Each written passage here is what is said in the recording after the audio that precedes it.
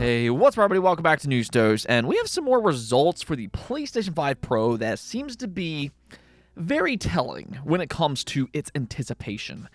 Before any type of pre-order went live on this very channel, I predicted that the PlayStation 5 Pro would sell out of its first wave, because that's what we've been conditioned to expect for new console releases. You know, even for the Wii U, out of all consoles, is sold out of its first wave. And it was also fairly difficult to get the PlayStation 4 Pro and the Xbox One X when they initially released. As for the PlayStation 5 Pro, however, well, I'll just simply say that I was wrong, and we're going to get into that situation today. Then also, Nintendo is being relatively secretive right now, and fans are coming up with all kinds of different theories as to why. Could this maybe be connected to the Switch successor? Because, I guess we need more Switch 2 speculation. But hold your horses, because we're going to get into all of that as well. Let's just go and get right into things, though, starting off with the Splinter Cell Remake. If there's one Ubisoft game that I'm genuinely interested in, it would be the Splinter Cell Remake. I mean, it's honestly crazy to me that it's been so long since the last Splinter Cell game. But, you know, it's kind of starting to feel like the early 2000s again, when Splinter Cell and Metal Gear Solid were taking the gaming world by storm. We do have remakes for both incoming. But the only problem here is that there have been some rumors that Ubisoft quietly canceled the Splinter Cell remake. Yeah, did you just hear that? That was my heart breaking. But thankfully here, if you heard that rumor, it's not true. This is according to Insider Gaming, and you can read it here. Their article says that the Splinter Cell remake is making progress at Ubisoft despite rumors that the game has been quietly canceled. Insider Gaming has learned that the game is being developed under the codename North. In addition to the codename, sources have confirmed that the game is being built in the Snowdrop engine. Previous Splinter Cell games used Unreal Engine 2 and 2.5. Now, Ubisoft's Snowdrop engine does actually look pretty good. They use it for a lot of their games, which includes The Division 1 and 2, Star Wars Outlaws, Avatar, and even for the Mario Rabbids series. So hopefully they'll put it to good use in Splinter Cell, but unfortunately, according to Insider Gaming, it might be a long while before we get to play it ourselves. They noted that a release date could come in 2026, but nothing is necessarily set in stone for the time being. The fact that it's still in development, though, hey, you know, I'm going to go and take that as good news. Now, we also got some good news for Astro Bot. I still think that this is one of the best games of 2024, but the question for Astro Bot has never really been about its quality. We all know that this is an amazing game, but rather the big question mark is, can it have success commercially? Will enough PlayStation fans buy into a 3D platformer to once and for all prove to Sony that these type of games are still worth the investment? Well, so far, based on the information that we have, Astro Bot has gotten off to a fairly good start, or at least over in Europe. Now, we still need to see data elsewhere, but for now, GameIndustry.biz revealed that it was the number 4 best-selling game for the month of September, and they also said that it's a decent launch for the 3D platform game. Compared to recent AAA 3D platform efforts, Astro's sales after 4 weeks are 34% bigger than 2022's Sonic Frontiers and 52% up over 2020's Crash Bandicoot 4, It's About Time. Sales are also 7.5% higher than what platform shooter Ratchet & Clank Rift Apart managed over a similar period in 2021, which was also a PlayStation 5 exclusive aimed at a slighter, wider audience. And that is something to keep in mind when you talk about something like Astro Bot. All of the games that it's being compared to, they're all established mascots with big fan bases. And in the case of Crash and Sonic, you know, those are multi-platform games, yet despite all of that, Astro Bot still had a more successful launch than all of them. I mean, we still need to see if Astro Bot can track well over time. That remains to be a mystery.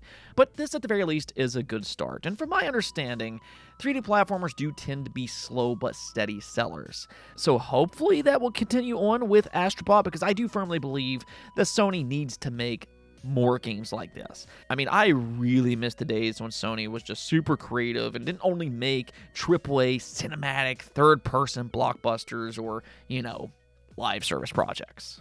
Now, speaking of PlayStation, we might as well go and pivot to the PlayStation 5 Pro, because pre-orders went live this morning at multiple retailers. This includes GameStop, Walmart, Best Buy, Target, and Amazon. Now, if you are unaware of how Sony did this, they first opened up pre-orders exclusively for their own website, PlayStation Direct, back on September 27th. And up until, I believe, just a few days ago, it was readily available on their website. No problem.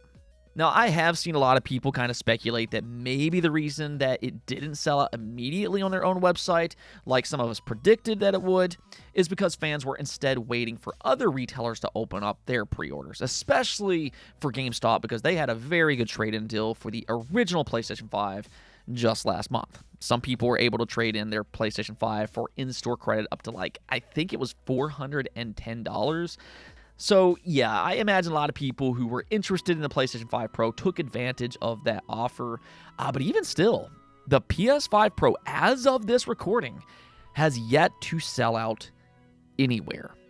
Yes, it's still available at every major retailer, again, as of this recording, excluding PlayStation Direct. And you can even speculate that maybe Sony redirected the rest of their stock to other retailers.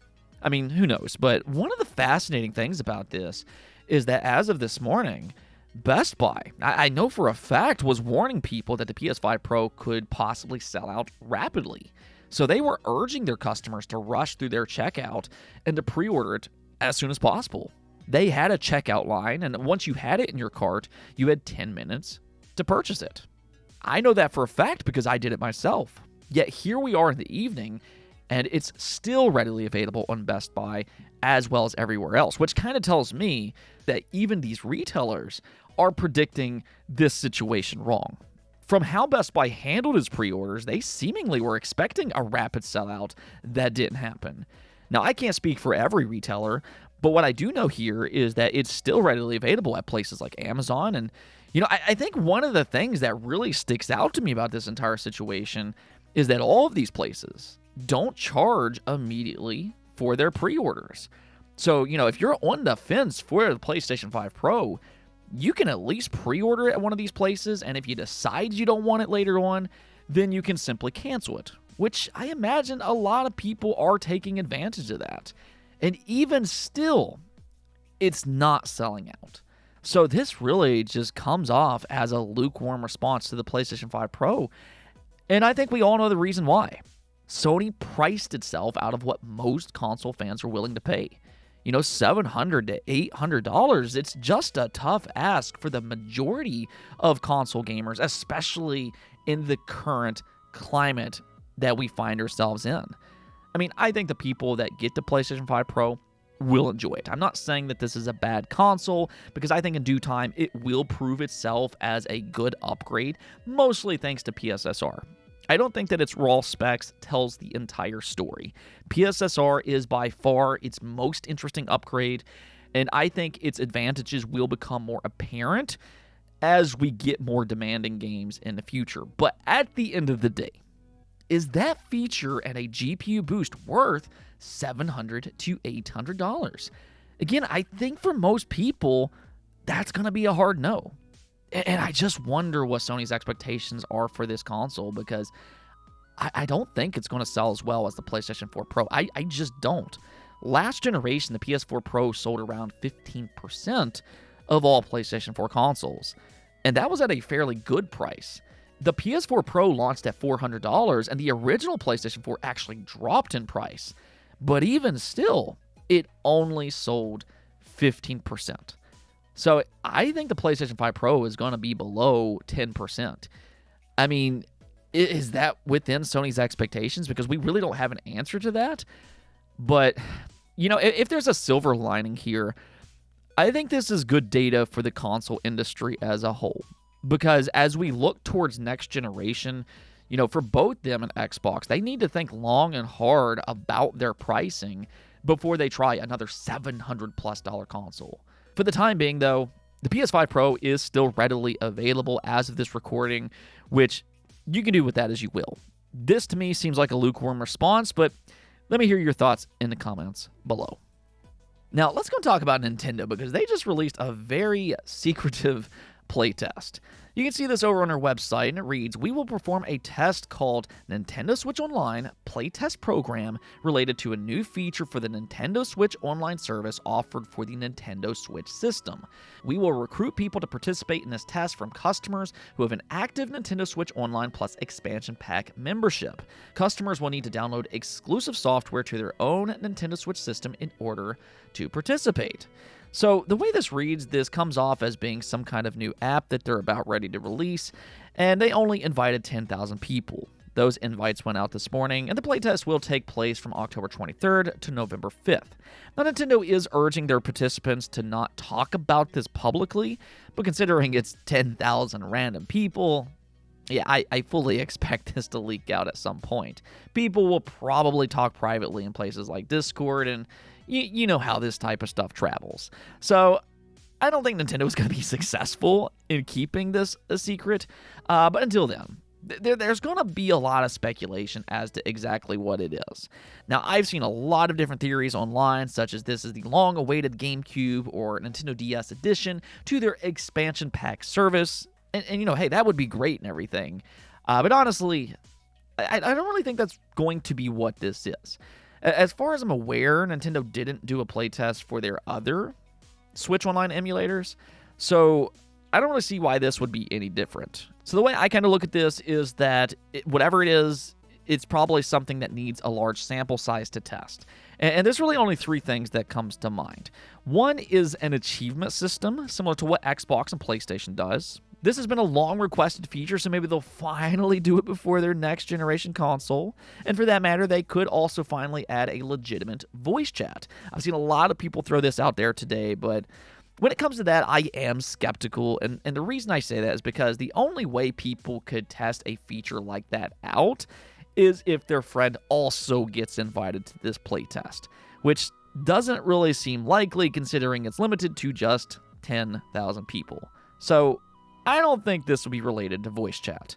Then lastly, I've also seen a lot of people speculate that maybe it has something to do with a new game streaming service. Nintendo, of course, already has a few cloud-only Switch games, so, you know, that does seem plausible, but you know, right now, it's kind of hard to say what they're trying to do here. You know, just yesterday, we weren't expecting a $100 alarm clock announcement, yet here we are. So, you know, as usual, Nintendo is unpredictable. So I guess we'll see soon enough. But it's still fun to speculate, so let me hear your best guess in the comments below. Anyways, that's going to be it for this episode. But as always, make sure to hit that subscribe button for more content just like this. And until next time, peace out.